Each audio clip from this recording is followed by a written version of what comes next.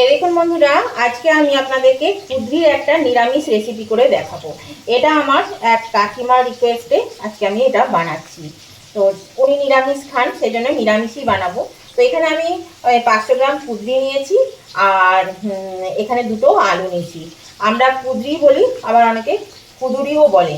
তো আপনারা কে কী বলেন আমাকে জানাবেন। তো প্রথমে আমি আলুগুলোকে একটু ছাড়িয়ে নেব। এভাবে ছাড়িয়ে নেব আলুগুলোকে।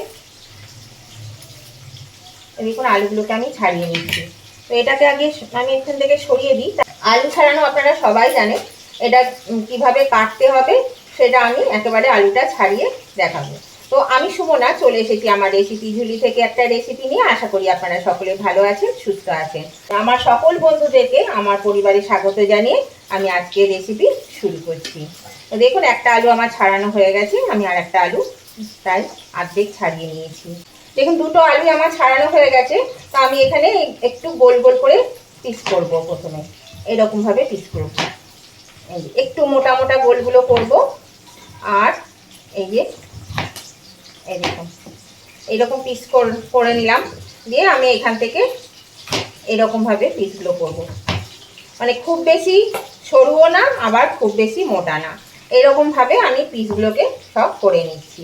দুটো আলুরই কিন্তু এইরকম পিস করে নিতে হবে, তাহলে এটা মানে এই কুঁদরির রেসিপিটাতে এরকম পিস করলেই ঠিক হবে। এই দেখুন বন্ধুরা, আলুটা কেটে আমি আলুটা জলে ভিজিয়ে দিলাম। আর যারা আলু খেতে চাইবেন না তারা কিন্তু আলুটা স্কিপ করে দেবেন, আলুটা বাদ দিয়ে দেবেন। এবার দেখুন বন্ধুরা, আমি কুঁদরিগুলো কি করে কাটবো। কুঁদরির এই যে এই মাথাটা কেটে দিতে হবে, এই পেছনের এইটুকু কেটে দিতে হবে, এগুলো বাদ দিয়ে দিতে হবে। দিয়ে এবার আমি এটা অর্ধেক করে নিচ্ছি। এটা অর্ধেক করে নিলাম। এবার এটাও আমি অর্ধেক করে নেব। এই দেখুন এরকম ভাবে অর্ধেক করে নিচ্ছি। এই যে একটা কুঁদরিকে আমি 4 ভাগ করে নিলাম। আর যদি খুব ছোট হয় বা সরু হয় তাহলে সেটা 2 ভাগ করলেও হবে। তো আমি এটা এখানে 4 ভাগ করে নিচ্ছি। এই যে দেখুন, তো কুঁদরিগুলো আমি এইভাবে কিন্তু প্রত্যেকটি কুঁদরি কেটে নেব। একটু সমান করে না ভাগ করলে কি হবে, কোনোটা মানে সেদ্ধ হবে, কোনো দিকটা সিদ্ধ হবে না। সেই জন্য একটু সমান করে কাটতে হবে। দেখুন এরকম 4 ভাগ করে আমি কেটে নিয়েছি। তো আমি এই কুঁদরিগুলোকে আগে কেটে নিই। এরকম বন্ধুরা, কুঁদরিটা আমার কাটা হয়ে গেছে আর আলুটা আমি কেটে নিয়েছি। দেখুন আলুটা আগেই কেটে নিয়েছি, ধুয়ে তুলে নিলাম। তো দেখুন এই যে কুঁদরিগুলো, এগুলো দেখছেন ভেতরটা লাল হয়ে গেছে। তো এটা কোনো ব্যাপার না, এটা তো সবাই আপনারা জানেন রান্না করেন, এরকম লাল থাকে, আর কোনো অসুবিধা নেই। আর এগুলো সবুজ আছে। আর কুঁদরি জানেন তো, এই বেশ কচি কচি কুঁদরিগুলো এমনি কাঁচা শশার মতন খেতে লাগে। এমনি খাবেন দেখবেন শশার মতন খেতে লাগে। আপনারা খেয়েছেন কিনা জানি না, তবে এগুলো খেতে বেশ শশার মতো লাগে। তো বন্ধুরা এই দেখুন, আমি 2-1টা কুঁদরিকে এরকম ভাবে কেটেছি, অর্ধেক অর্ধেক সরু সরু যেগুলো খুব। আবার আপনারা অর্ধেক করেও কাটতে পারেন বা 4 ফালি করেও করতে পারেন, কোনো অসুবিধে নেই। তো চলুন এবার আমি সরাসরি চলে যাব রান্নায়। এই বন্ধুরা, গ্যাসের চুলায় একটা কড়া বসিয়ে দিয়েছি, আর কড়ার মধ্যে তেলও দিয়ে দিচ্ছি। তেল গরম হয়ে গেছে। এর মধ্যে কালো জিরে, একটা তেজপাতা আর 4টে বড় লঙ্কাকে, কাঁচা লঙ্কা আমি দিয়ে দিলাম, ফাটিয়ে দিয়ে দিয়েছি। এবার আমি এর মধ্যে দিয়ে দেবো কেটে রাখা আলু। আপনারা ঝালটা নিজেদের পছন্দ মতন দেবেন, যেরকম ঝাল খাবেন সেরকম ঝাল দেবেন। এখানে আমি আলুগুলো দিয়ে দিলাম। এবার আমি আলুটা একটু ভেজে নেব। আলুর মধ্যে দিয়ে দিচ্ছি 1 চামচ নুন, আর দিয়ে দিচ্ছি সামান্য একটু হলুদ। এবার আলু ভালো করে একটু ভেজে নেব, মোটামুটি আধ সিদ্ধ হয়ে যাবে সেরকমভাবে একটু ঢাকা দিয়ে দিয়ে ভাজবো। তাহলে কি হবে, কুঁদরিটা তাড়াতাড়ি হয়ে যাবে, কিন্তু আলুটা মানে সেদ্ধ হবে না। সেই জন্য একটু ঢাকা দিয়ে দিয়ে ভাজবো। একটু ঢাকা দিয়ে দিলাম, আঁচটা আমি কমিয়ে দিলাম। 2 মিনিটের জন্য ঢাকা দিলাম। আমি 2 মিনিট পরে ফিরে এলাম বন্ধুরা। দেখুন ঢাকাটা খুলে দিলাম। এবার আমি আলুটা একটু নেড়ে দিলাম। দেখুন হালকা ভাজা হয়ে এসেছে। এবার আমি এর মধ্যে দিয়ে দেব এই যে কেটে রাখা কুঁদরিগুলো। এই কুঁদরিগুলো আমি সব দিয়ে দিচ্ছি। কুঁদরিটা দিয়ে বন্ধুরা আমি এবার একটু গ্যাসটা বাড়িয়ে দিলাম, বাড়িয়ে দিয়ে এটা একটু নেড়ে নেব। এটা কিন্তু খেতে কিন্তু ভীষণ ভালো লাগে, জানেন তো। এইভাবে যদি রান্না করেন, মানে সবসময় তো রিচ খাওয়া যায় না, একদম নিরামিষ কম তেল মশলাতে কিন্তু এটা বেশ ভালোই লাগে। এর মধ্যে ঝিরি ঝিরি করে কেটে রাখা একটা টমেটোকেও দিয়ে দিলাম। টমেটোটা দিয়েও আমি ভালো করে এটা এবার একটু কষিয়ে নেব। আগে একটু ভাজবো, ভালো করে একটু ভাজা করি, তারপরে একটু ভাজা হলে আমি বাকি মশলাপাতি দেবো। আর এখানে আমি বন্ধুরা দেখুন 2 চামচ পোস্ত বাটা নিয়েছি আর 1 চামচ সর্ষে বাটা নিয়েছি। এটা আমি একটু জলে গুলে নেব। এরকম বন্ধুরা একটু ভাজা হয়েছে। এবার আমি এর মধ্যে দিয়ে দিচ্ছি একটু আদা বাটা।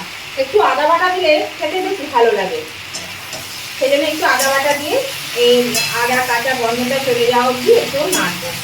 তো নতুন বন্ধু যারা আমার চ্যানেলে প্রথম এসেছেন তাদের কাছে আমার অনুরোধ, অবশ্যই কিন্তু আমার চ্যানেলটা সাবস্ক্রাইব করে না থাকলে সাবস্ক্রাইব করে দেবেন, দিয়ে পাশে থাকবেন আর পাশে থাকা বেলটা আমার ক্লিক করে দেবেন। তাহলে যখনই আমি নতুন নতুন ভিডিও আপলোড করবো সাথে সাথে নোটিফিকেশন আপনাদের মোবাইলে পৌঁছে যাবে আর সবার আগে আপনারা আমার ভিডিও দেখতে পাবেন।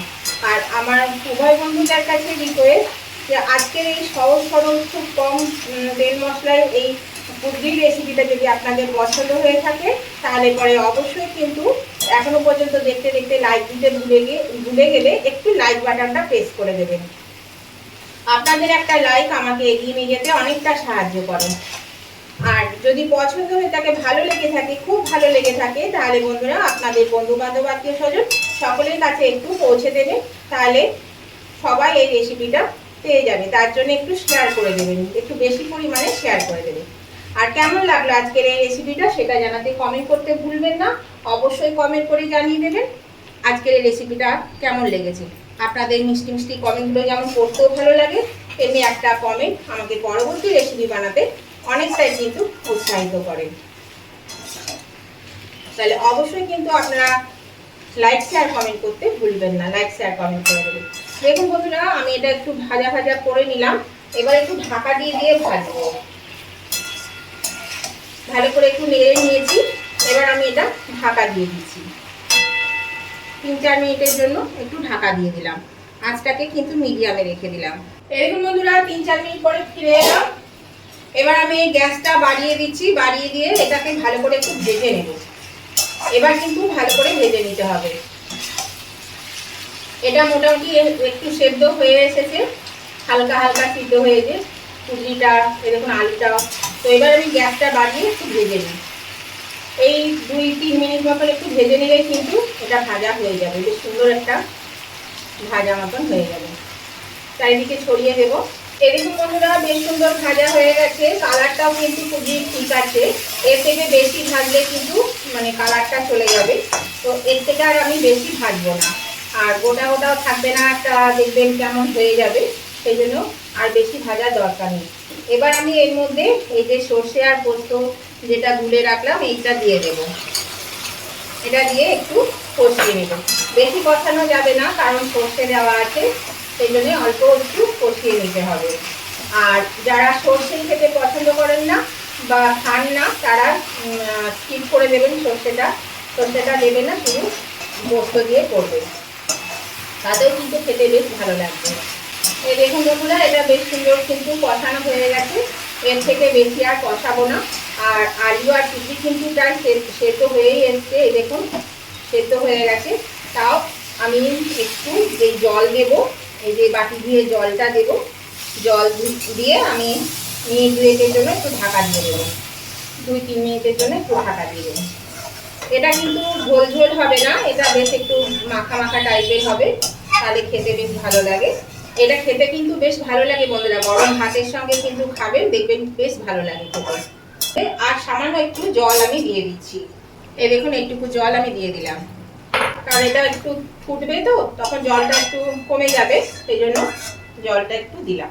এবার আমি এটা ঢাকা দিয়ে দিচ্ছি এই মিনিট 3-4 জন্য, আঁচটা মিডিয়ামে দিয়ে দিলাম।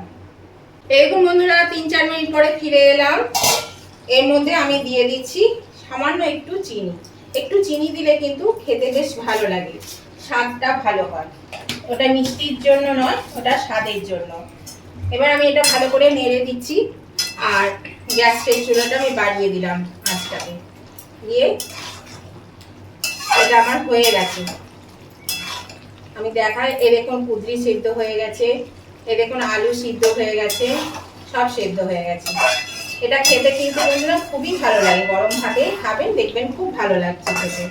এটা রুটি পরোটার সঙ্গেও খাওয়া যায় আর ভাতের সঙ্গেও বেশ জমে যায়। তো গ্যাসটা আমি এবার অফ করে দিলাম। এবার আমি এটা তুলে নিচ্ছি, একটা পাত্রে তুলে নেব। এই দেখুন বন্ধুরা, আমি নামিয়ে নিয়েছি। আর এটা দেখুন দেখতেও বেশ সুন্দর হয়েছে, খেতেও কিন্তু ততটাই সুন্দর হয়। তো আপনাদের ভালো লাগলে, পছন্দ হলে, এরকম সহজ সরল একটা কুদরির রেসিপি যদি খুব ভালো লেগে থাকে, তাহলে উভয় বন্ধুরা লাইক শেয়ার কমেন্ট করতে ভুলবেন না। আজকের মতন আমি ভিডিওটা এখানেই শেষ করছি। আবার আমি নতুন ধরনের নতুন কোনো ভিডিও নিয়ে চলে আসবো। ততদিন আপনারা ভালো থাকবেন, সুস্থ থাকবেন। Tata, bye bye.